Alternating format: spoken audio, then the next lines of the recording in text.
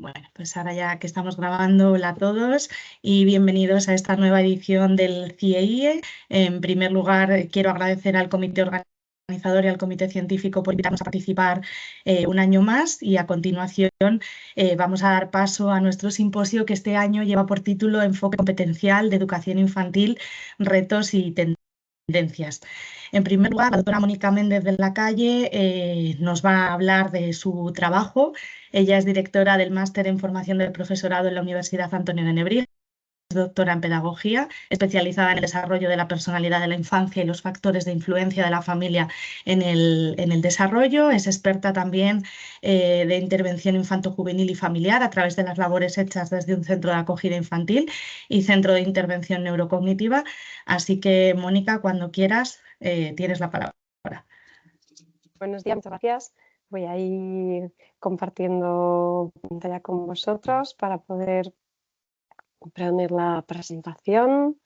La voy a poner ahí, primera pantalla completa. Y a ver, aquí que se cargue. Aquí, que no, ahora. Y vale, os cuento, en este caso trato de presentar una reflexión acerca del tratamiento que se hace en de las familias en los centros educativos, si bien dentro además de ese marco competencial que además nos establece el OMLOE, vamos a poder ver que la familia cobra mucha importancia, que se le va dando un espacio y que se le va dando la oportunidad de que pueda participar del día a día de las escuelas y que pueda formar parte de los propios procesos de intervención. Y trato de ofrecer en esta pequeña aportación una revisión, ¿no?, del tratamiento que hacemos de la familia dentro de las instituciones educativas y cómo podemos replantear un poco cuál es la presencia y el escenario que pueden tener dentro de la propia institución educativa y dentro del centro educativo, ¿no? Esta sería un poco la estructura general de la presentación. Es importante destacar que la familia establece, de cara al desarrollo de la identidad personal y al desarrollo de la propia personalidad, establece el primer escenario, ¿no?, de socialización, donde vamos a aprender cuáles son las normas de funcionamiento de la realidad. A través de lo que vamos viendo en nuestras propias familias, establecemos unos parámetros sobre cuáles van a ser las normas, el funcionamiento, los sistemas de comunicación y los sistemas de valores que vamos a poder ir luego trasladar a otros escenarios que iremos ampliando según vamos entrando a la escuela, según vamos definiendo grupos de amigos, según vamos encontrando nuevos entornos en el parque, también en los comercios a los que nos vamos a ir acercando. Por tanto, la familia se convierte o es sin duda uno de los elementos claves para ese desarrollo personal, pero de una manera inevitable para los propios procesos de aprendizaje. Dentro de esos procesos de aprendizaje nos vamos a encontrar con la escuela, y ahí tenemos esos dos elementos fundamentales que van a favorecer el desarrollo del aprendizaje, de esos procesos de socialización y de esa forma de entender la realidad y de establecer nuestro primer código ético a nivel personal y nuestra escala de valores, donde va a ser muy necesario o sería muy favorable que encontremos una coherencia entre lo que nos ofrece la escuela y lo que nos ofrece la familia, ¿no?, para que de esa manera nuestro desarrollo en la infancia sea coherente, tengamos dos elementos de influencia máximo que caminen de la mano y que puedan ir un poco en la misma dirección. Para eso muchas veces nos encontramos en una situación muy compleja desde las instituciones educativas sobre cómo poder trabajar con las familias disponiendo de pocos tiempos, de pocos recursos, y en esto reside un poco las claves de lo que quiero presentaros hoy, con la idea de, dentro de lo que tenemos y sabiendo que muchas veces generar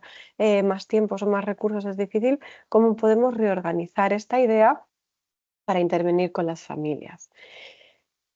Parte de los elementos que vamos a poder ver es tratar de favorecer una implicación con las familias que vaya un poquito más allá de la asistencia a las tutorías, ¿no?, estas tutorías trimestrales a las que estamos acostumbrados, y tratar de favorecer una comunicación que sea más fluida, que sea más diaria. Dentro además de los ciclos de infantil y de los primeros años de primaria, nos vamos a encontrar con que además las familias están obligadas en muchos casos a tener que recoger a los pequeños. Y esto nos ofrece una oportunidad diaria para ir estableciendo un vínculo y para poder dejarle claro a la familia que desde la institución educativa trabajamos en un objetivo conjunto con ellos, que es el máximo desarrollo y la mayor felicidad de sus pequeños, ¿no?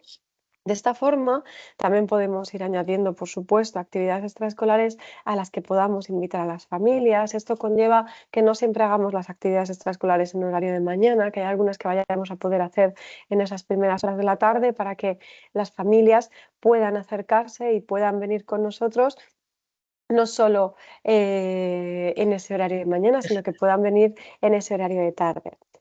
Vamos a poder trabajar con ellos en favor de adquirir herramientas Mira, para mira, pues, desarrollar los hábitos de estudio en casa, de que puedan reaprender nuevas estrategias para acompañar a los peques en el desarrollo de sus tareas escolares, de sus tareas académicas, y todo esto nos va a llevar a un proceso o a un proyecto de formación de familias en esas famosas escuelas de padres, escuelas de familias, pero donde tratemos de generar no solo un espacio de diálogo, sino una formación centrada en los intereses que ese grupo de familia va a tener, ¿no? Según vayamos cambiando los núcleos familiares, vamos a tener que ir reorganizando un poco qué es lo que vamos cuál es su demanda y sobre qué podemos formarles.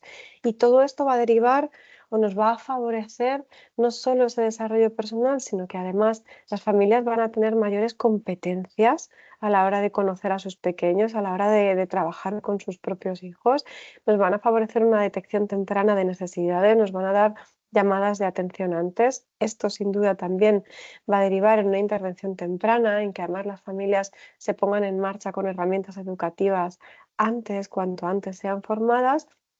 Y finalmente nos va a llevar a una intervención en conjunto con la familia, donde podamos coordinar objetivos de trabajo, donde podamos derivar, esto se va a hacer más en casa, esto desde la escuela, y sobre todo que haya una coherencia para que los peques vean que caminamos en la misma dirección, ¿no?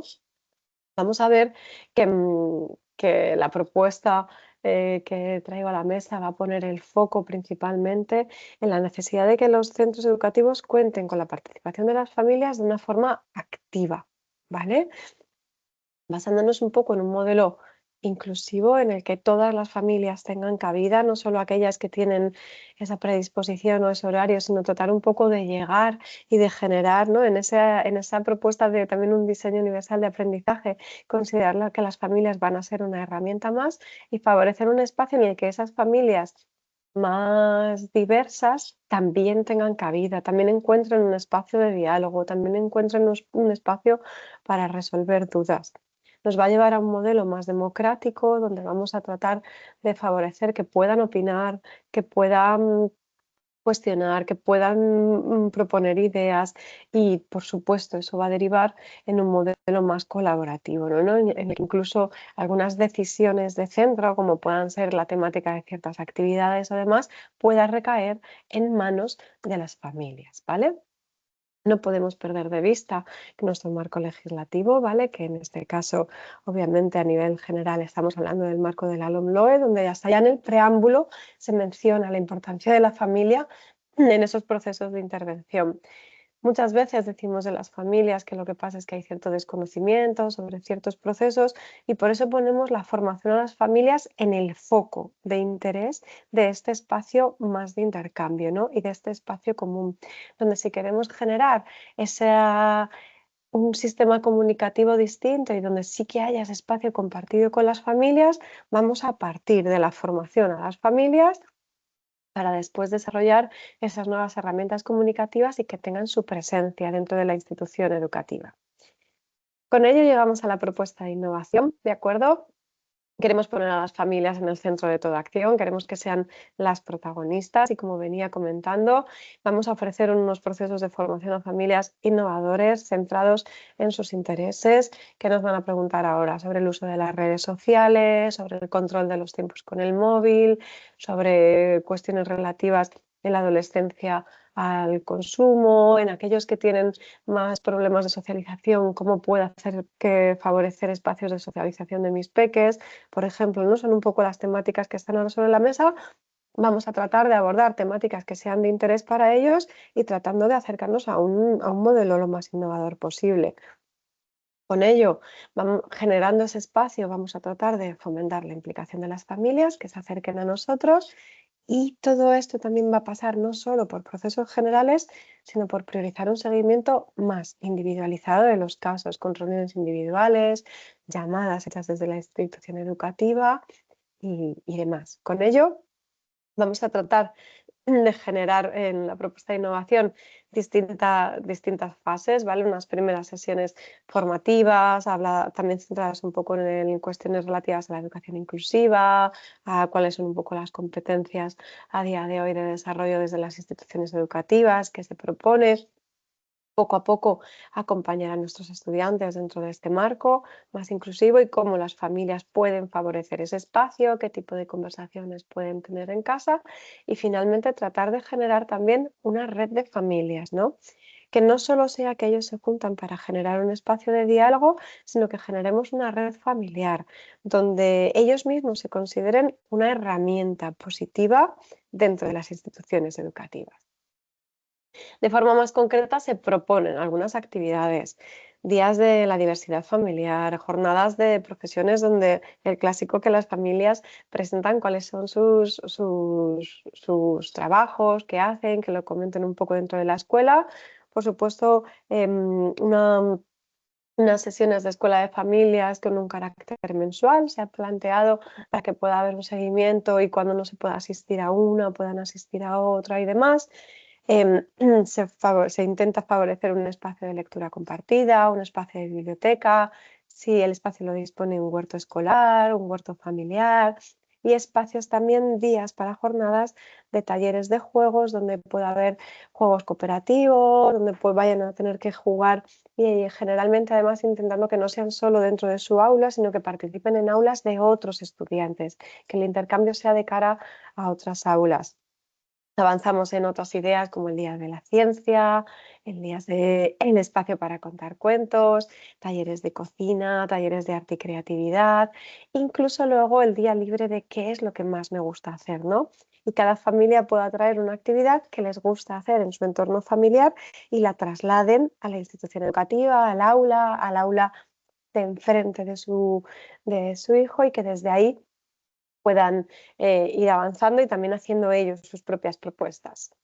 Por ir concluyendo, la evaluación de esta propuesta tendría como ejes fundamentales evaluar la satisfacción de las familias, evaluar cuál es el análisis que hacen los docentes de cuál ha sido el desarrollo durante todo un curso de esta propuesta y evaluar también la satisfacción de los estudiantes y desde ahí detectar las necesidades de mejora y poder trasladarlas a la propuesta del curso siguiente, ¿no? Que sea una propuesta longitudinal en el tiempo donde haya aprendizajes de un curso a otro.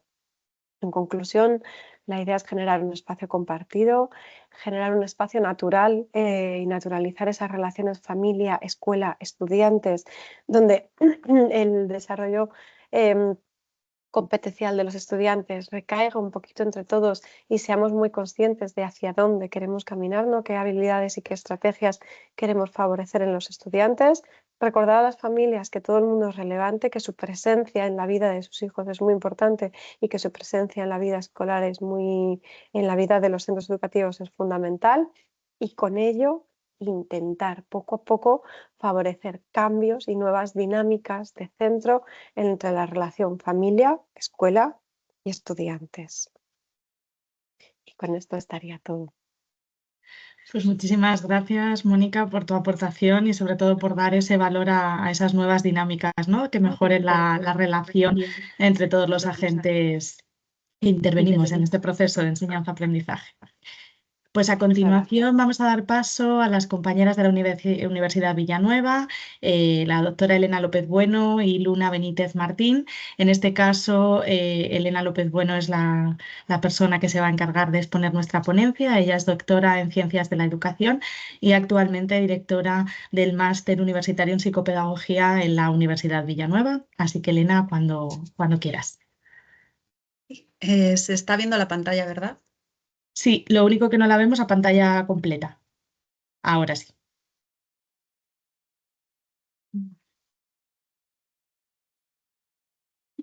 Sí se ve, ¿verdad? Sí, ahora sí, Bien. Elena, cuando quieras. Bueno, pues buenos días a todos, a todas. Mi nombre es Elena López Bueno y junto con mi compañera Luna Benítez Martín de la Universidad Villanueva venimos a presentar nuestro trabajo titulado Adaptación del marco ideal para evaluar la calidad en los centros de atención temprana de la Comunidad de Madrid, en España. Este estudio surge de la necesidad una necesidad bastante compartida por muchos centros de atención temprana de contar con una herramienta rigurosa, práctica y sobre todo adaptada a nuestro contexto, que nos permita evaluar objetivamente la calidad del servicio prestado tanto a las familias como a los profesionales. Para ello hemos tomado como base el marco ideal que originalmente está desarrollado para el ámbito sanitario y lo hemos adaptado al campo de la atención temprana a partir de una revisión sistemática de la literatura y el análisis de dimensiones clave como la atención centrada a la familia, la calidad del servicio, la coordinación interinstitucional y la satisfacción de los usuarios. En los próximos minutos les vamos a presentar el proceso de adaptación, de diseño y de validación del instrumento que hemos desarrollado, así como los resultados esperados y el impacto que preveemos que pueda tener en la mejora continua de los servicios de la atención temprana en nuestra comunidad. Partimos, pues, de entender el por qué es importante evaluar la calidad de atención temprana. Básicamente, la atención temprana atiende a niños y a niñas con trastornos del desarrollo o riesgo de padecerlos y a sus familias, y la calidad que nosotros tengamos en estos centros de atención temprana van a impactar directamente en el desarrollo infantil y en el bienestar familiar. Por ello, necesitamos garantizar esta calidad y para saber si esto está siendo de esta forma, requerimos herramientas de evaluación que sean lo más objetivas y lo más contextualizadas posibles. El marco ideal, que como ya he dicho anteriormente está originado en el ámbito sanitario, permite identificar buenas prácticas ya existentes en otros centros. Y este estudio, el estudio actual que estamos haciendo ahora mismo, intenta adaptar este marco al contexto específico de la Comunidad de Madrid. Queremos señalar que es verdad que existen numerosos estudios que nos hablan de calidad y además nos hablan específicamente de cuestionarios para la calidad en la atención temprana, pero también hemos visto una oportunidad en este marco ideal de ver qué se está haciendo, qué están haciendo nuestros colegas sanitarios e intentar contextualizarlo a la atención temprana. Por ello, paso ahora a explicar un poco qué es el marco ideal y sobre todo que se ha ido... Perdonad porque se ha ido la presentación. Se ha cerrado. No te preocupes. Es que le suele pasar a mi ordenador, que no sé qué le pasa últimamente. Problemas del directo. Entonces, hay Retomamos veces la que mi conexión. ordenador hace este tipo de cositas. Vale, creo que ya se está viendo otra vez, ¿verdad? Sí. Vale. Hablaba de que vamos a intentar ahora contextualizar el marco ideal y la metodología de la desviación positiva para comprender cómo se ha diseñado este nuevo cuestionario que quiere medir la calidad en atención temprana. Como hemos dicho, ideal por sus siglas en inglés, surge en el ámbito sanitario, especialmente en atención primaria y medicina general. Se basa en el modelo de desviación positiva. El modelo de desviación positiva no es otra cosa que identificar profesionales, prácticas que están funcionando excepcionalmente bien, medir y ver exactamente por qué ese profesional o por qué esa práctica es muy puntera o tiene unos resultados muy positivos y contextualizar para poder ese mismo caso extrapolarlo a otros contextos. ¿Qué es lo que busca? Busca replicar esas buenas prácticas a otros entornos para mejorar la calidad. Y supone una alternativa a modelos externos. ¿Por qué? Porque nos centramos en soluciones que ya han sido validadas por el propio sistema. Este modelo, el modelo de desviación positiva, ha demostrado un impacto en la seguridad del paciente, en la gestión hospitalaria, en la satisfacción, y por ello bebe de este marco ideal, y por eso queremos ver si efectivamente podemos extrapolarlo a la atención temprana, que hemos visto que sí, que es bastante similar, y de ahí surge nuestro cuestionario. Para adaptar este marco ideal a la atención temprana, tenemos que entender cuáles son las dimensiones del marco ideal. Ideal nos permite evaluar de forma integral la calidad en estas dimensiones: usuarios, profesionales, equipos, contexto y entorno. Realmente ellos en el marco ideal, y voy a ampliar un poco esta gráfica que no se verá bien, pero lo único que queremos dejar claro es esas dimensiones del marco ideal que se corresponden a paciente, que estaría como en el centro de esta diana, que nosotros en atención temprana estaríamos hablando de usuarios y familias, proveedores, que serían los profesionales de la atención temprana. Si salimos un poquito más a otro arito de esta diana, nos iríamos al microsistema. Ideal entiende por microsistema lo que nosotros podemos entender por equipo de atención temprana. Mesosistema, que sería lo que nosotros entenderíamos por contexto, donde está ese centro de atención temprana. Y macrosistema, que sería el entorno, o podrían ser también quizás las políticas educativas que se hacen en torno a la atención temprana. Por lo tanto, por una parte hemos tenido en cuenta las dimensiones del marco ideal, y por otra parte, para ver si había, y sobre todo para darle más significado a la calidad de la atención temprana, no nos podíamos dejar de lado lo que la literatura revisa que es calidad contrastada en atención temprana. Y esto es prácticas centradas en la familia, calidad del servicio en cuanto a formación e información e instalaciones, coordinación interinstitucional y satisfacción de los usuarios. Por lo tanto, teniendo en cuenta estas dimensiones, estas 4 dimensiones clave, y teniendo en cuenta también las dimensiones del marco ideal, aquí es donde ya surge este cuestionario que nosotros vamos a proponer. Por lo tanto, los objetivos de nuestro estudio no son otros que adaptar este marco ideal al contexto de la atención temprana en Madrid, detectar estos factores que influyen en la calidad de los servicios y diseñar y validar un cuestionario. Todos estos objetivos específicos nos van a llevar a uno mucho más general, que es desarrollar ese instrumento de evaluación de la calidad de los servicios de atención temprana basados en el modelo ideal y en las dimensiones clave identificadas en la literatura científica. Para ello, la metodología que hemos seguido, y nos centramos un poquito más en el diseño metodológico del estudio, estamos hablando de un enfoque mixto donde combinamos cuantitativo y cualitativo.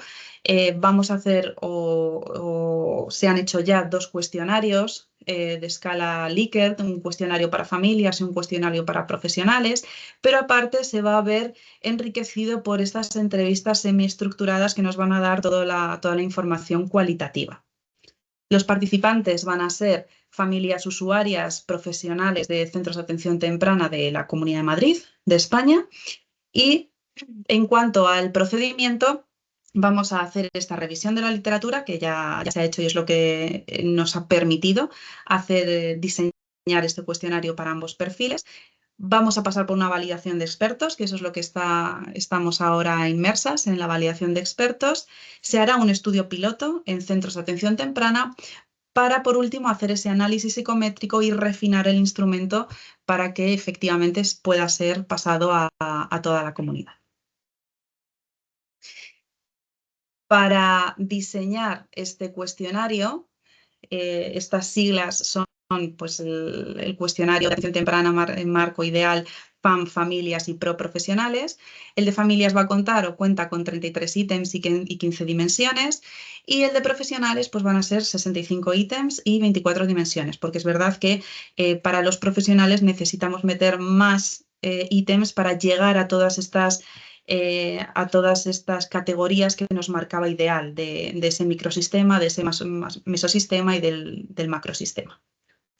En cuanto al proceso de validación, pasaremos la revisión de expertos, que es en lo que anteriormente os he contado que estamos ahora mismo inmersas. Se hará ese estudio piloto en centros de atención temprana, se analizará la fiabilidad y la validez factorial del cuestionario para, por último, hacer ese refinamiento y llegar a esa versión final, versión 2.0, que pretendemos sea pues, en torno a los próximos 4 o 5 meses. El impacto que esperamos después de hacer todo este estudio, pues básicamente lo que buscamos es esa identificación de buenas prácticas, identificar esos centros que básicamente son centros excelentes o que suponen una calidad significativa, para poder de esa forma pues buscar esas buenas prácticas replicables en otros centros, que tomen esas decisiones y que pueda haber esa coordinación interinstitucional y que haya esas estrategias de mejora desde los propios centros y quizá también desde políticas educativas y sanitarias, para, en la medida de lo posible, mejorar la atención que se le está dando a los niños y niñas en atención temprana en nuestra comunidad. Como conclusiones de este estudio podemos hablar de esa integración del marco ideal que está o que lleva numerosas investigaciones detrás y que está muy contrastado, pero hacer esa integración en la atención temprana supone una innovación metodológica en cuanto a evaluación de calidad, porque ya he comenzado esta ponencia, ¿verdad?, diciendo que existen numerosos cuestionarios que quieren medir la calidad, pero es verdad que en cuanto a este modelo no hemos encontrado ningún cuestionario que lo utilice. Nos va a permitir detectar esas prácticas exitosas que creemos que son tan valiosas y que, en la medida en la que puedan ser replicables, pueden suponer la diferencia entre entender y dar un buen servicio de atención temprana a nuestros niños o a nuestras niñas, y que, cómo no, valorar lo que se está haciendo bien en nuestra comunidad. También otra de las conclusiones de este cuestionario es buscar una herramienta de autoevaluación rápida, ágil, y que ayude realmente a buscar esta calidad y que busque esta toma de decisiones que esté fundamentada en datos. Las implicaciones son muchas, ¿no? El buen uso de esta herramienta supone muchas implicaciones. Por una parte, que la participación de las familias no se quede solo en la intervención que se hace con ellos, sino también en la evaluación y en el diseño de los propios servicios de atención temprana en los que están inmersos. También el impulso a la formación continua de todos los profesionales que estamos y que trabajamos en atención temprana, así como la coordinación interinstitucional. Si conocemos las buenas prácticas que se están llevando a cabo en otros centros de atención temprana y además tenemos la posibilidad de aprender de ellas, pues la mejora es continua y la mejora pues se puede hacer realidad. Y por último, la proyección en cuanto a una implementación de esta búsqueda de la calidad a nivel comunitario y a nivel estatal, y también la contribución a una atención temprana mucho más eficiente, más equitativa y más accesible para todas las familias y para todos los niños y niñas que utilizan estos servicios. Por nuestra parte, nada más. Le agradecemos a todos su atención, y cuando siga habiendo nuevos datos y el cuestionario vaya generando más resultados, pues los iremos dando a conocer. Muchísimas gracias. Muchas gracias, Elena, sobre todo por esta aportación tan valiosa. No sé, yo ya estoy pensando en el CIEI del año que viene, que nos contéis un poquito esos resultados que vais a llevar a cabo. Así que gracias por vuestra participación, tanto a Luna como a ti. Bueno, y en último lugar, voy a ceder la palabra a nuestros compañeros del CES Don Bosco. Esta ponencia está presentada por Agustín Sánchez Alhambra, María Rosario González Corcoles, María Lourdes Pérez González y Ana María García Barroso, y en su representación pues van a intervenir 3 de las 4 personas. Por su parte, Lourdes Pérez es doctora en Filosofía y Ciencias de la Educación, está acreditada por la Comunidad de Madrid y es profesora del CES Don Bosco desde el año 99 en el área de Pedagogía. Ana María García es licenciada en Matemáticas por la Universidad Complutense, máster en Formación de Profesorado por la Universidad Rey Juan Carlos, y actualmente también es profesora titular del CES Don Bosco desde el año 2023. Y Agustín Sánchez Alhambra es profesor doctor en Ciencias de la Educación, licenciado en Pedagogía por la Universidad Complutense de Madrid, experto en atención a la diversidad y la didáctica y organización de centros educativos, también profesor del CES Don Bosco desde el año 2023 y con una amplia trayectoria y recorrido profesional por diferentes universidades españolas, ¿verdad? Así que, nada, compañeros, cuando queráis, tenéis la palabra. Muy bien, muchas gracias, Mónica. Bueno, voy a empezar compartiendo la presentación, a ver si lo sé hacer bien.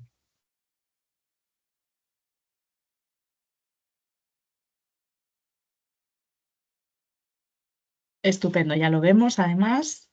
¿Lo podéis ver? Sí, perfecto, cuando queráis. Fenomenal.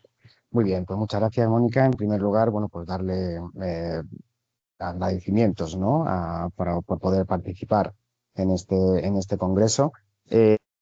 Como bien ha dicho la coordinadora de este simposio, somos Agustín Sánchez Alhambra, María Lourdes Pérez González, Ana María García Barroso, María del Rosario González Córcoles.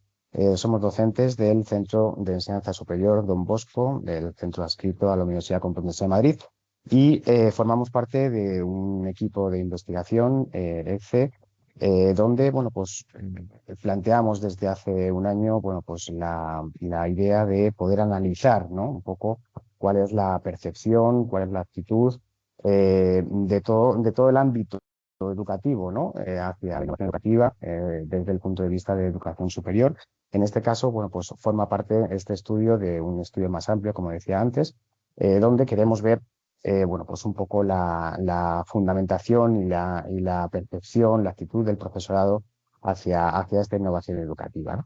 En este sentido, bueno, pues la innovación educativa de alguna manera ha ido creciendo, ¿no? Desde el punto de vista en el cual eh, eh, atendiendo un poco a la respuesta, ¿no? A una sociedad, a las demandas, ¿no? Y a las necesidades cambiantes, ¿no? Desde esa perspectiva y sobre todo en la mejora, ¿no? De la calidad de la educación, porque se piensa que de alguna manera, bueno, pues es clave, ¿no? Para el proceso de enseñanza-aprendizaje, ya que de alguna manera, bueno, pues promueve, ¿no? Un aprendizaje mucho más efectivo, mucho más relevante, mucha más participación, ¿no? del aprendizaje en ese sentido, y va encaminado un poco a cómo formamos, ¿no? A los docentes, a los futuros docentes en ese sentido, y cómo de alguna manera nos adaptamos a un nuevo método, ¿no? A un nuevo sistema educativo basado, bueno, pues en generar competencias en ese sentido y cómo de alguna manera damos respuesta a las necesidades, ¿no? Educativas que pueden tener los alumnos desde esa perspectiva, ¿no? Entonces, la idea, bueno, pues forma parte de generar, ¿no? O formar ciudadanos responsables, comprometidos, donde vaya implícito un poco, bueno, pues todo esa implementación, ¿no? En el proceso de enseñanza-aprendizaje basado un poco en darle el protagonismo, ¿no? Al alumno en ese sentido, fomentando la creatividad, fomentando el pensamiento crítico, fomentando, bueno, pues esa autonomía, ¿no? Y la capacidad de dar respuesta, ¿no? En todos los ámbitos educativos, ¿no? Y en todas las etapas educativas en ese sentido, con lo que se busca, de alguna manera, bueno, pues alcanzar la educación de calidad, ¿no? Al final, lo que pretendemos o lo que se pretende, ¿no? Utilizando, bueno, pues o mejorando diferentes metodologías, diferentes recursos didácticos que vayan encaminados a mejorar, ¿no? Esa calidad del aprendizaje de los alumnos, ¿no? Entonces, partiendo un poco de esta idea, se ha planteado, bueno, pues conocer, ¿no? Cuál es la percepción, la actitud hacia esa innovación educativa del profesorado del Centro Superior de Educación CES Don Bosco, donde, bueno, pues se imparten diferentes grados, maestro de educación infantil, de primaria, de social, de pedagogía, y luego, bueno, pues diferentes menciones, ¿no? Especialistas en ese sentido, donde damos respuesta un poco a las diferentes necesidades que podamos encontrar, ¿no?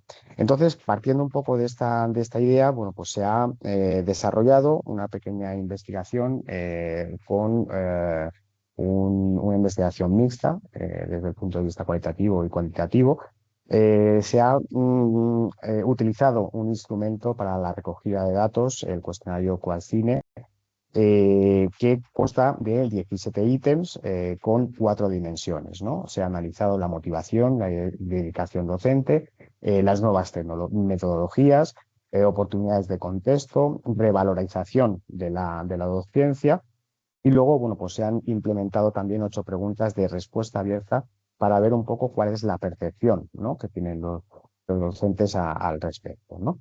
El test o el cuestionario se ha pasado a 35 profesores. Bueno, hemos obtenido respuesta de 35 profesores, ¿no? 25 de ellos son mujeres, el 71,4%, y el 10 de ellos son hombres, ¿no? El 28,6% en ese sentido, realizando, bueno, pues un análisis cuantitativo utilizando y analizando a través del programa SPSS, bueno, donde se ha aplicado el alfa de Combrach, la prueba de Stude, efectivamente, y luego la NOVA, ¿no? Y luego, desde el punto de vista cualitativo, se ha analizado, bueno, pues en 3 etapas, ¿no? La exploración, la descripción y la interpretación, ¿no? Desde, bueno, pues las respuestas que nos han ofrecido, ¿vale? Entonces, bueno, pues atendiendo un poco a todo este proceso, ahora voy a ceder la palabra a la profesora Ana María García Barroso para que continúe con la descripción. Muchas gracias. Hola, pues buenos días a todos y a todas. No sé si me escucháis bien. Vale, fenomenal. Bueno, Agustín, pues fenomenal. Estamos ya continuando con lo que comentaba mi compañero.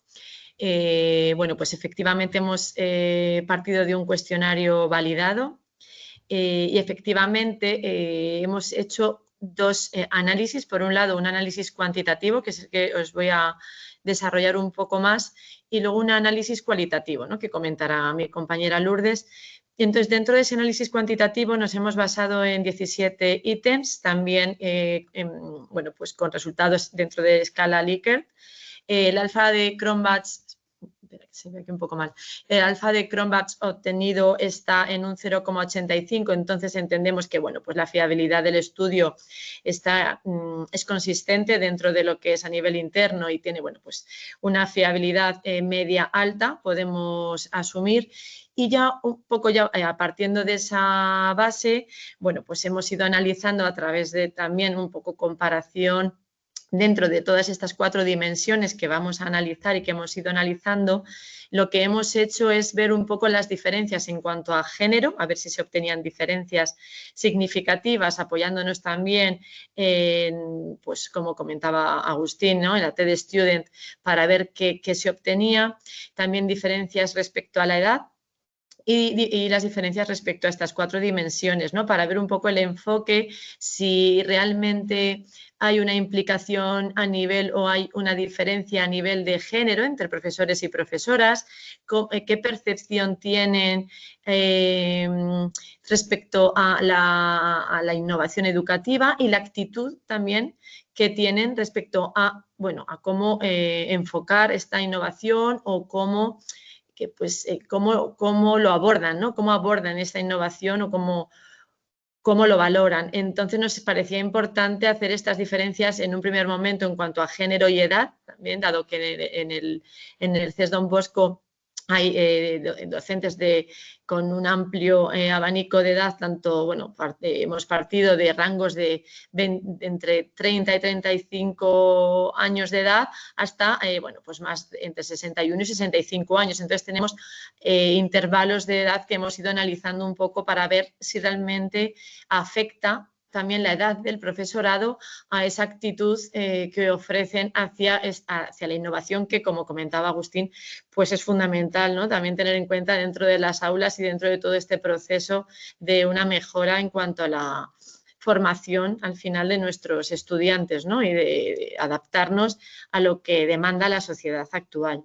Entonces, bueno, hemos encontrado que respecto a las diferencias de género, los hombres sí que ofrecen respuestas más bajas en cuanto a implicación docente y mejora del rendimiento académico, y las mujeres, sin embargo, muestran mayores puntuaciones justamente en la implicación docente y la labor pedagógica.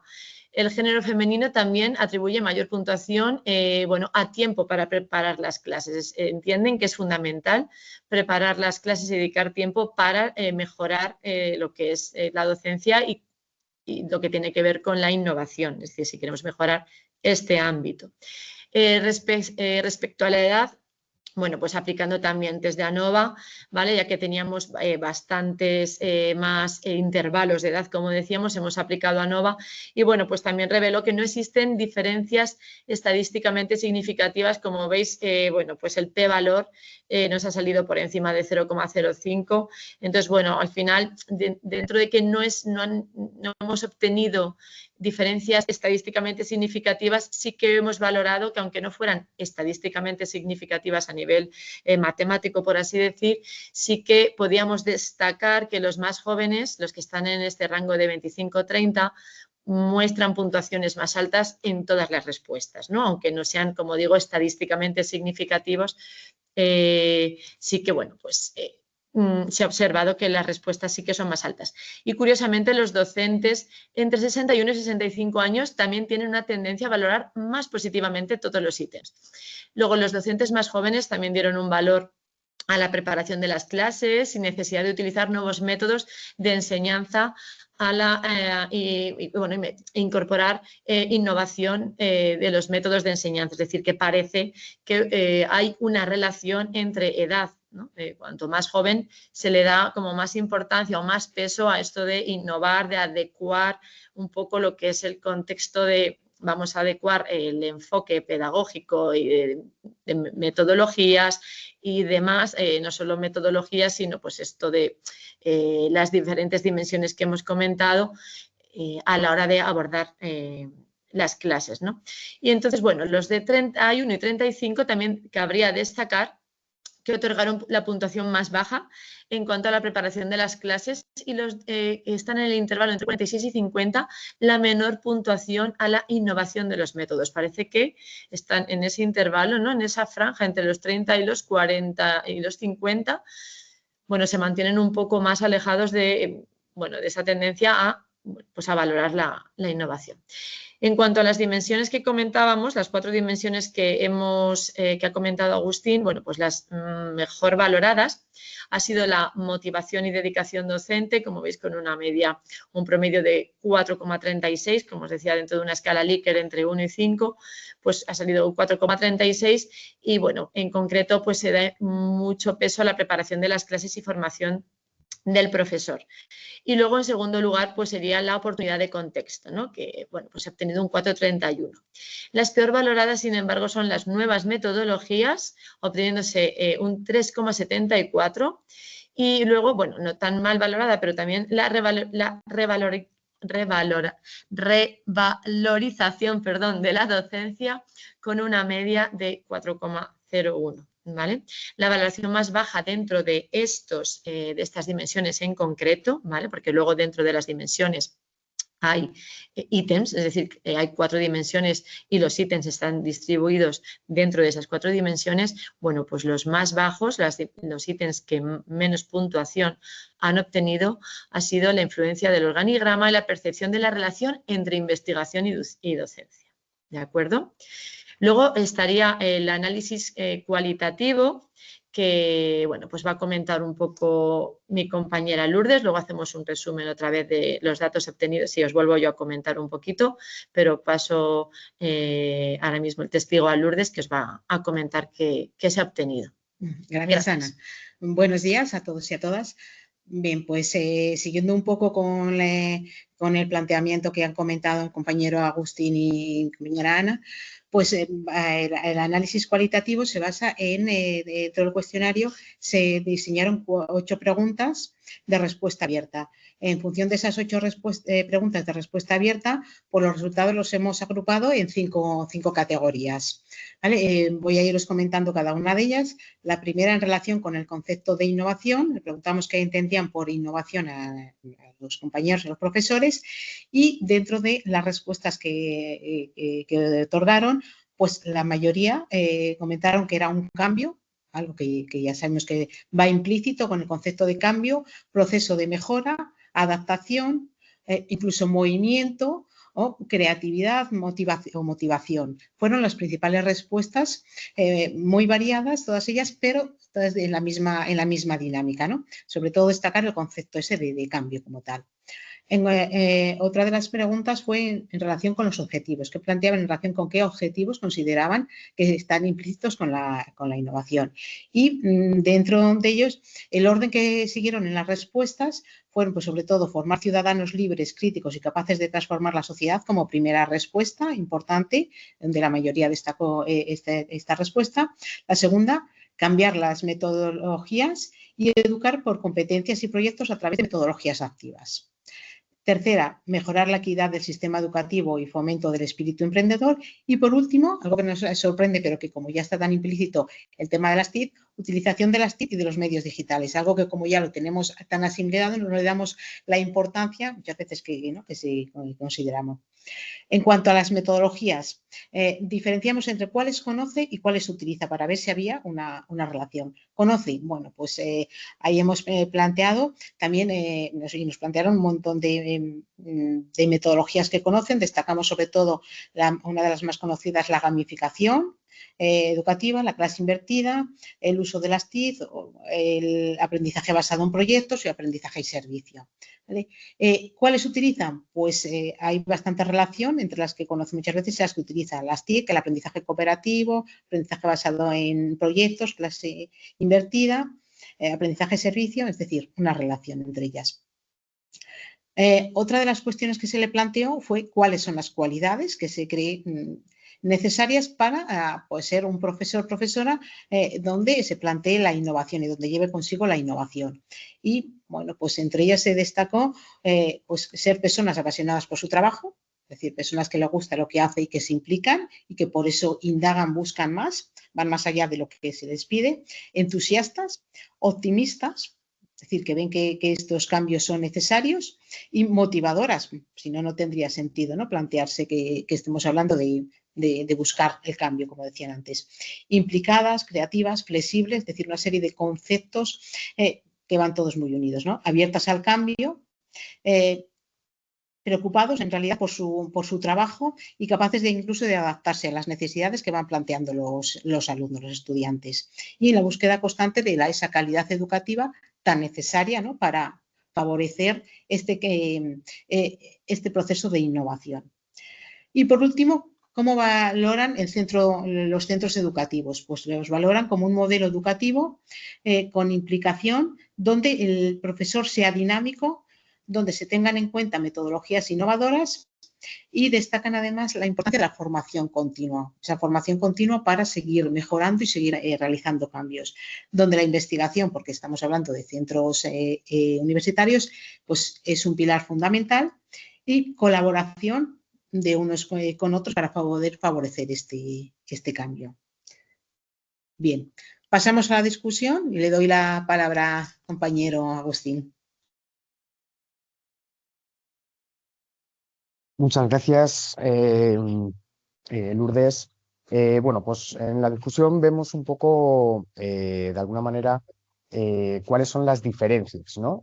Significativas en cuanto a los diferentes enfoques que hemos analizado en ese sentido. Vemos en las dimensiones referidas un poco a la relación entre, bueno, pues cómo utilizamos las nuevas metodologías y cómo se revaloriza, ¿no? La docencia. Corrobora de alguna manera que la formación continua, bueno, pues es fundamental, ¿no? En ese sentido es favorable hacia adquirir o generar una actitud, una seguridad, una competencia, ¿no? De cara un poco a implementar, bueno, pues todo ese proceso de enseñanza-aprendizaje, ¿no? De cara un poco a la percepción y la actitud, también de alguna manera se ve que es positiva hacia la innovación.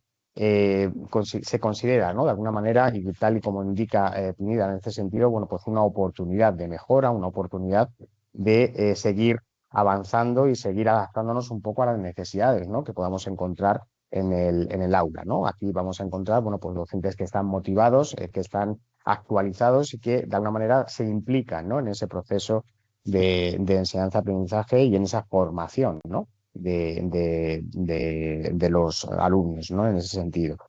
Pero también en muchas ocasiones, bueno, pues atendiendo un poco a los resultados que hemos obtenido, vemos que puede existir alguna reticencia, ¿no? Un poco al cambio, sobre todo en esa franja de edad, ¿no? Que hemos comentado, de los 30 a los 50, en el cual, bueno, pues muchas veces se piensa que lo que se ha estado haciendo y ha funcionado, ¿por qué vamos a cambiar, ¿no? En ese sentido.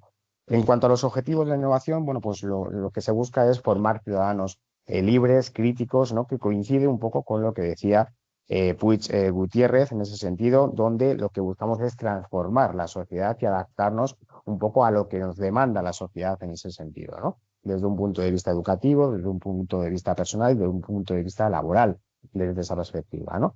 Se reconoce de alguna manera la innovación como un medio para alcanzar esa calidad educativa, pero también en muchos aspectos, bueno, pues se denota o se percibe que no hay un convencimiento total por parte de todos los docentes, ¿no? Desde esa perspectiva, atendiendo un poco, bueno, pues a esa reticencia que decíamos antes, ¿vale? En cuanto a la concepción de innovación, bueno, pues vamos o se percibe, ¿no? Un poco todos esos conceptos que hemos ido analizando, ¿no? Lo que es la transformación, adaptación, mejora, cambio, ¿no? En ese sentido, y para eso, bueno, pues utilizamos metodologías, ¿no? Que se ajusten un poco a las expectativas y a las necesidades que puedan tener los alumnos, pero también es cierto que de alguna manera en muchos aspectos no se percibe, ¿no? Con claridad que la innovación o aplicar, ¿no?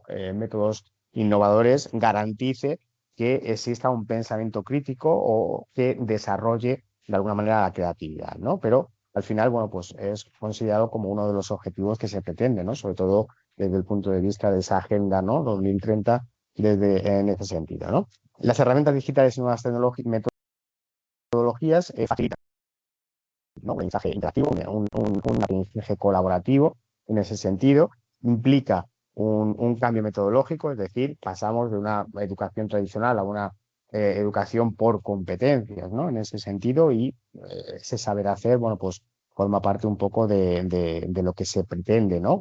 Evaluar posteriormente, en ese sentido, cómo el alumno genera esa competencia, ¿no?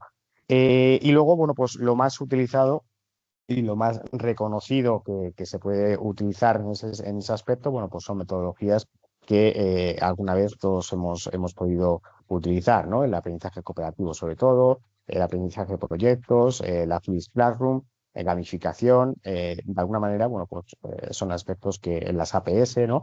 Son aspectos que se pueden llevar a cabo, se pueden desarrollar en los centros educativos, ¿no? Y luego, bueno, pues en cuanto al impacto en la innovación educativa, en ese rendimiento de los estudiantes, bueno, pues forma parte un poco del reto, ¿no? De corroborar o contradecir un poco la afirmación que se establece desde esa perspectiva en la cual, bueno, pues intentamos encontrar, ¿no? Esas diferencias o esos aspectos, esas percepciones o esas actitudes que de alguna manera, bueno, pues tienen los docentes de cara un poco a llevar a cabo una innovación educativa. Ahora, bueno, pues pasamos un poco al último punto. Tiene la palabra la profesora Ana María Baños. Muchas gracias, Agustín. Bueno, pues vamos a terminar con las conclusiones, tanto Lourdes como yo, de lo que ya hemos visto hasta el momento, que es analizar o terminar de analizar un poco qué hemos obtenido con esta encuesta, ¿no? Que, bueno, pues finalmente en cuanto a la parte cuantitativa, lo que ya he comentado, no hemos obtenido diferencias significativas en cuanto a sexo o edad, es decir, hay ligeras variaciones en cuanto a tiempo de preparación o la importancia de la docencia, implicación de la misma, siendo algo más ligera en mujeres, pero estadísticamente no son significativas. Por lo tanto, ahí, bueno, pues no hemos obtenido una información relevante. Luego, diferencias en docentes en cuanto a la edad, lo que decíamos, ¿no? Bueno, pues los jóvenes sí que dan un mayor valor, ¿no? A la preparación de las clases, parece que hay una relación entre edad ¿no? Cuanto más joven, mayor importancia al valor de la preparación de las clases para mejorar esto que estamos comentando. Y bueno, la edad más avanzada también tiende a ser más conservador respecto a las dimensiones que hemos comentado, ¿no? De nuevas metodologías, ¿no? NN, y la motivación docente. Bueno, las dimensiones más valoradas, lo que ya habíamos visto, la motivación y la dedicación docente, la oportunidad de contexto, y las peor valoradas, pues bueno, hemos detectado que serían las nuevas metodologías y lo que es la revalorización de la docencia, ¿no? Hay variedad de percepción dentro de las mismas.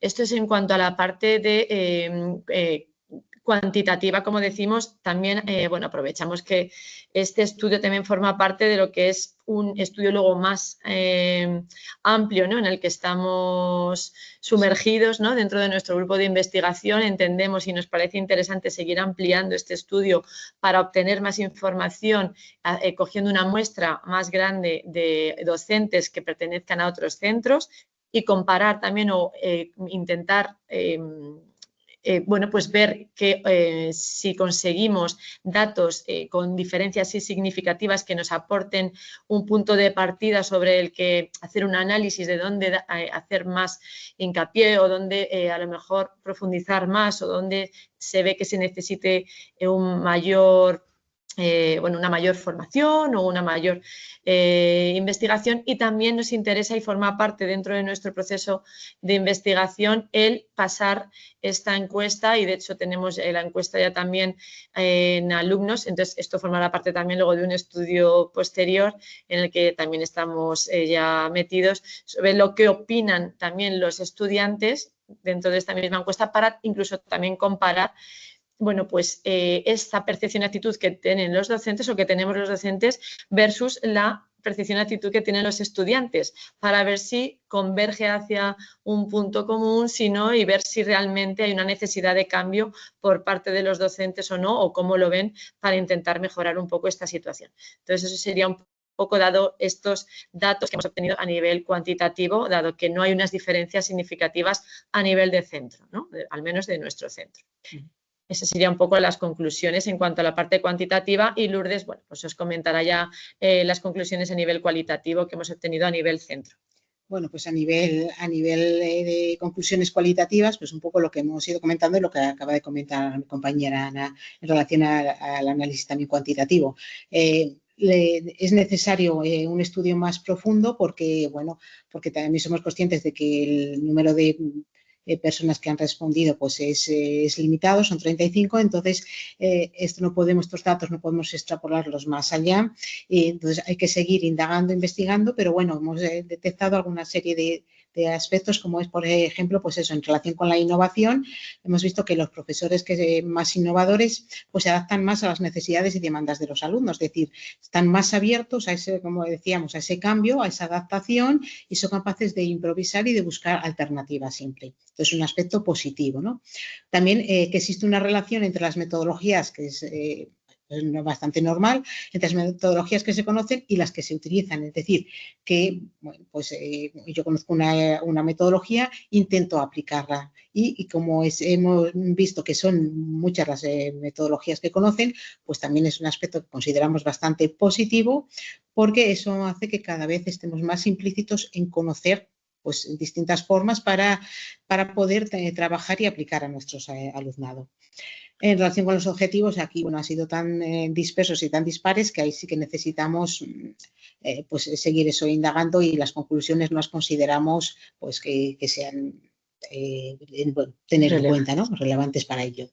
En cuanto al profesor innovador, pues también un poco lo que comentábamos, pues distintos aspectos como proactivo, dinámico, motivador, es decir, todas esas características que ya le aportábamos en los datos anteriores.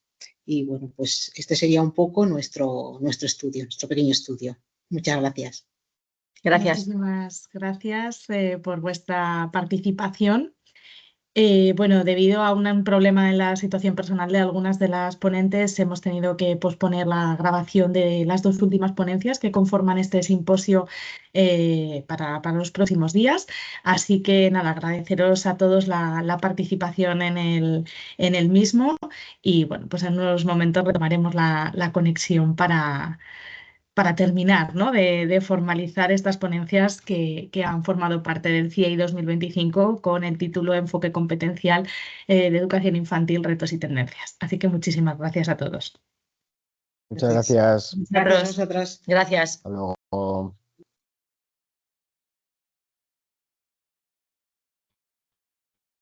Bueno, pues devolvemos la conexión con este impasse que hemos tenido que hacer en el CIEI de este año. A continuación voy a ceder la palabra a las compañeras de la Universidad Internacional de La Rioja, Irene Martínez y Noelia Martín, que nos van a hablar sobre la competencia emocional como pilar competencial del maestro en educación infantil, haciendo una revisión sistemática. Así que cuando queráis, chicas, adelante. Muchas gracias, Mónica. Bien, dentro de esta exposición vamos a encontrar la introducción, el método, resultados, discusión y las conclusiones. Para comenzar, en cuanto a la introducción, tenemos claro que la elección de esta temática ha sido porque en la educación juega un papel fundamental la socialización y el desarrollo de los individuos. Entonces, tras la última normativa, se apuesta claramente por la mejora de la calidad educativa, poniendo el foco en la competencia docente. A este hilo, el autor Alonso Sainz define las competencias personales como el conjunto de características asociadas a los rasgos de la persona. El perfil docente, en concreto en educación infantil, es cierto que cuenta con un mejor autoconcepto académico y laboral y una mayor adaptación comunicativa y autoeficiencia que frente al resto de compañeros de otras especialidades que podamos encontrar. En cuanto al análisis de la literatura científica, sobre estas competencias deseables en lo que consideraríamos el docente ideal o el maestro ideal, nos encontramos la competencia emocional y la gestión de la comunicación como los pilares estrella. Para llevar a cabo toda esta recopilación de información y selección, se ha seguido una metodología con un enfoque cualitativo y documental, en concreto literatura escrita entre los años 2020 y 2024 porque queríamos que fuera lo más reciente posible. Los ámbitos de análisis que se han seguido han sido las competencias deseables, en concreto, como decimos, en el maestro de infantil, centrarnos también en el autocuidado emocional del docente y el fomento de un modelo de comunicación que autorregule las emociones del docente y permita el modelado en los alumnos, que lo tomen como ejemplo. Por último, también hemos querido rescatar la empatía como valor importante, pero sin que pierda nunca la óptica ni el prisma profesional. Los criterios de exclusión seguidos han sido, por ejemplo, estudios cuyo foco no sean las competencias docentes, estudios relacionados con las prácticas del alumnado en formación profesional, ya que lo que nos interesa son los alumnos de los centros y en concreto también los maestros, y por último los artículos que no tuvieran libre acceso. En cuanto a los resultados encontrados, hemos podido observar que tras una lectura exhaustiva de todo ello, la importancia que tiene la gestión emocional en el aula y la necesidad de incluir procedimientos y estrategias para mejorar estas habilidades socioemocionales de los docentes. También hemos observado que a mayor estabilidad emocional docente hay un mayor desarrollo competencial de la emoción y por tanto repercute más positivamente en el aprendizaje y en el trato del alumnado. Después, las relaciones con las familias también se benefician de una manera muy positiva cuando el maestro es capaz de utilizar la escucha activa y la empatía en sus relaciones. Además de esto, como hemos dicho anteriormente, bueno, pues los maestros de educación infantil cuentan con ese mayor autoconcepto y una percepción más positiva de su práctica educativa que, por ejemplo, los maestros de primaria. No obstante, en ambas etapas, tanto en infantil como en primaria, podemos ver que hay una buena empatía y son capaces de relacionarse de una manera correcta y adaptarse a la comunicación de una manera mucho más fácil, apuestan por la mediación. Hay una implicación afectiva y también una autoeficiencia en toda esta gestión emocional, insistimos, tanto en el aula como en las familias. Por último, en la competencia docente, si nos centramos en la atención a la diversidad, también los docentes tienen creencias y actitudes positivas hacia la diversidad y la inclusión, pero reconocen que es necesario y apuestan por una mayor formación en este ámbito. Una vez repasados los resultados, cedo la palabra a mi compañera Irene Fernández, que seguirá con la discusión. Muchas gracias, Noelia. Bueno, pues como bien os ha comentado mi compañera, tras hacer esta revisión sistemática de la literatura y obtener estos resultados con respecto a la competencia emocional docente, pues pasamos a la discusión, ¿no? Hicimos ese análisis para ver un poquito realmente cuáles eran esos resultados y qué apuntaba la literatura hasta la fecha. Pues un poquito que hemos encontrado, pues que efectivamente una correcta gestión emocional por parte del docente produce un impacto positivo en la vida del centro educativo. Por otro lado, pues la formación en esta competencia docente creemos que ha de ser prioritaria para las administraciones públicas, ya que es fundamental que un buen docente pues desarrolle esta competencia emocional para poder trabajarla con los alumnos. Por otro lado, pues como bien indicamos, maestros con una adecuada competencia emocional promueven de alguna manera una enseñanza más motivadora. No es lo mismo que tú seas capaz de gestionar tus propias emociones en el aula y llevarlas a la práctica con los alumnos en el propio centro, que de alguna manera no seas capaz de gestionar esas emociones y la enseñanza no sea tan motivadora para los estudiantes. Por otro lado, entendemos también que no se pueden reducir las funciones docentes simple y exclusivamente a ese horario lectivo o a la impartición de esas clases, sino que la competencia docente va mucho más allá y, como hemos visto con esta revisión sistemática de la literatura, se da mucha importancia a esa competencia emocional en el perfil profesional del docente. Por otro lado, su desarrollo profesional en la sociedad actual requiere también de una mayor atención hacia las competencias emocionales del maestro. Entendemos en este sentido que, pues por los estudios previos que hemos podido leer y en este caso analizar, es que en la mayoría de las ocasiones eran los propios docentes e incluso los propios estudiantes, en este caso de los grados de magisterio, los que demandaban una mayor formación y una mayor atención centrada en la competencia emocional del maestro, puesto que ellos, aún más si cabe, hacían especialmente hincapié en que consideraban que era una de las competencias más importantes para su futuro ejercicio profesional como docentes. Y en este sentido me vais a permitir la oportunidad de hacer aquí un inciso. Ya sabéis que el tema del COVID-19 es un tema muy candente que ha estado muy presente estos últimos años en la vida de todos, y la realidad es que si algo nos ha mostrado esta pandemia es que es fundamental saber gestionar nuestras emociones y durante esta situación. Así que yo creo que esa mayor demanda por parte del perfil docente para una mayor formación en competencia emocional creemos que es fundamental no solamente para su futuro ejercicio profesional, sino también para el personal y en este caso para poder desarrollar todas esas competencias, en este caso en su perfil.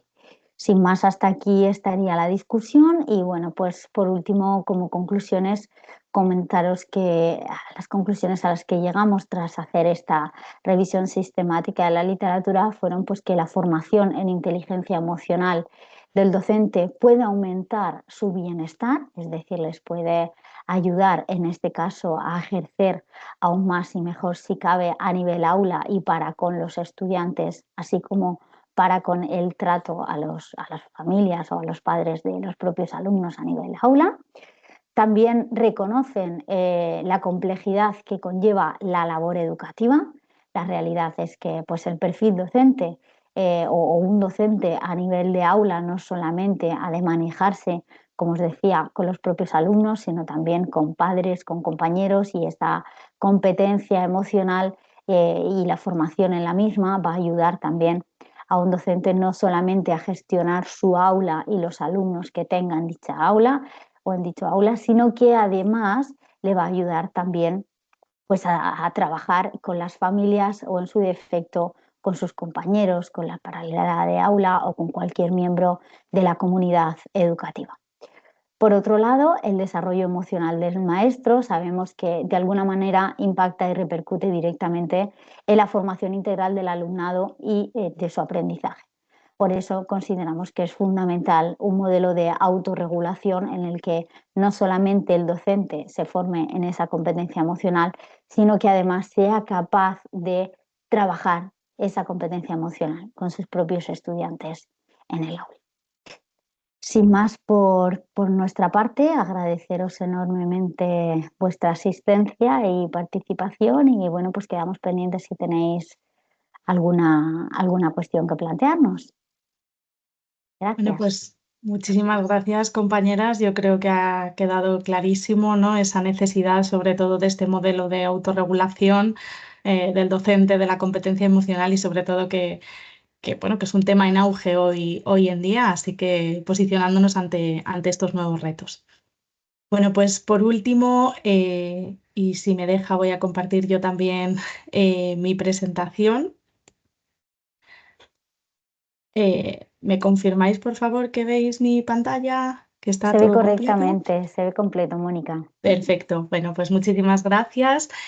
Nuestro equipo está presentado por Ana Muiño Tato y Alejandro Arrillaga Imaz, que son compañeros de la Universidad Villanueva, y en mi caso, Mónica Jiménez, que soy compañera de la Universidad Antonio de Nebrija. Ambos formamos parte del mismo grupo de investigación y os vamos a presentar una revisión bibliográfica que hemos llevado a cabo en relación al sesgo de género en el trastorno del espectro autista. A ver si me deja pasar. Ahora sí.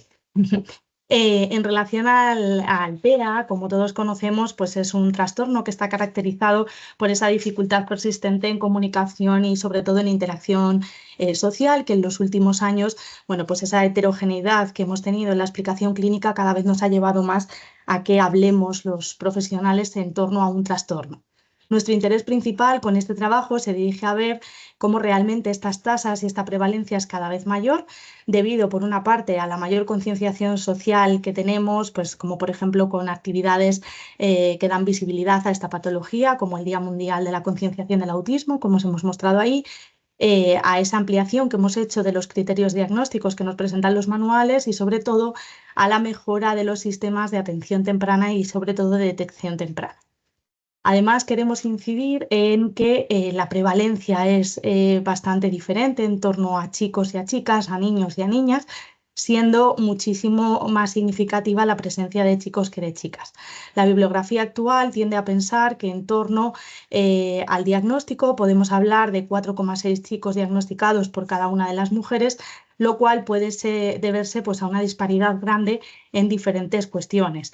En primer lugar, las niñas suelen presentar un fenotipo muchísimo menos prototípico, y sobre todo son capaces de desarrollar una serie de estrategias que enmascaran socialmente muchísimo más esta patología, tanto en entornos clínicos como en entornos educativos, donde, como sabemos, son fundamentales para llevar a cabo esa detección temprana.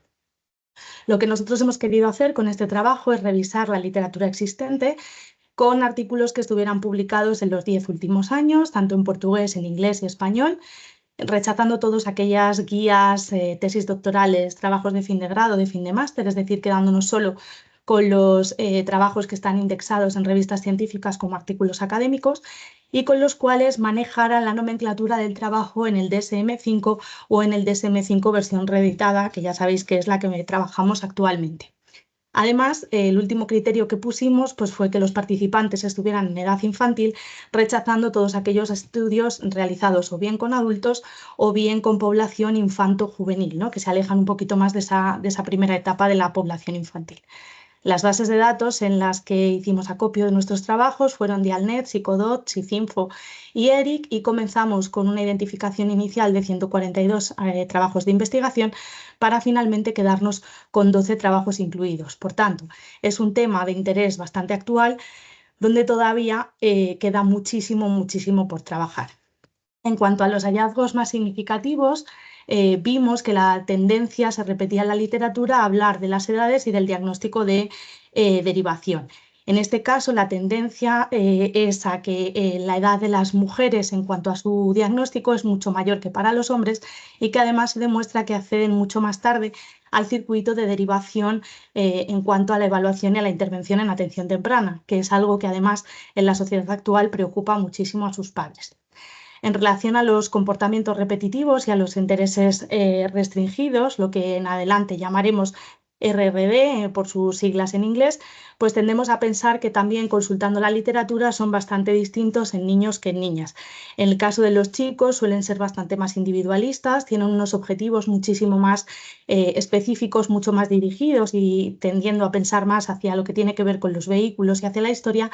Y en el caso de las niñas, pues tienen una capacidad socialmente un poquito más ordenada, con intereses hacia la ciencia o hacia, por ejemplo, temas como los animales. En relación al cociente intelectual y a las habilidades lingüísticas, hay bastante disparidad en cuanto a los artículos que hemos encontrado. En el caso de las niñas, normalmente a nivel general, en la población general, suelen tener un cociente intelectual más alto que en los niños, pero no parece ser así en todos los artículos consultados en las niñas con trastorno del espectro autista, lo que nos hace pensar que en muchos casos ese diagnóstico cursa con una discapacidad intelectual. Además, en cuanto a la comunicación y al lenguaje, pues también en el caso de las niñas tienen un mejor desempeño intelectual y lingüístico, aunque como podemos ver el cociente y las habilidades lingüísticas, pues no parece que tengan una paridad significativa en la mayoría de los estudios. Sin más, pasamos a las conclusiones de nuestro trabajo de investigación, donde ha quedado de manifiesto que los resultados arrojan diferencias significativas en la expresión de esos comportamientos e intereses restringidos entre niños y niñas, que repercute evidentemente a que cada vez a las niñas no solo se les diagnostique más tarde, sino que además entran mucho más tarde en ese circuito de derivación y de atención temprana. Todos estos trabajos de la literatura, bueno, pues tienden a pensar que socialmente las niñas tienen una orientación muchísimo más integrada a nivel social, lo que nos hace hablar de ese fenómeno que tenemos hoy en día en relación al camuflaje conductual, ¿no? Las chicas son capaces de camuflar más estos signos estereotípicos del autismo. Así que seguiremos trabajando porque ha quedado de manifiesto que hay una dificultad en la detección temprana y en la comprensión de ese fenotipo específico, como decíamos. Por tanto, necesitamos incorporar nuevas perspectivas de género en la evaluación del autismo. Así que no sé si he ido demasiado rápido, creo que sí, pero por nuestra parte muchísimas gracias. Gracias, como comenzaba la ponencia, al CIEI y a su organización por contar con nosotros un año más. Todos los participantes de este simposio quedamos a vuestra disposición para responder cualquier duda y nos vemos próximamente en Guatemala. Muchas gracias a todos.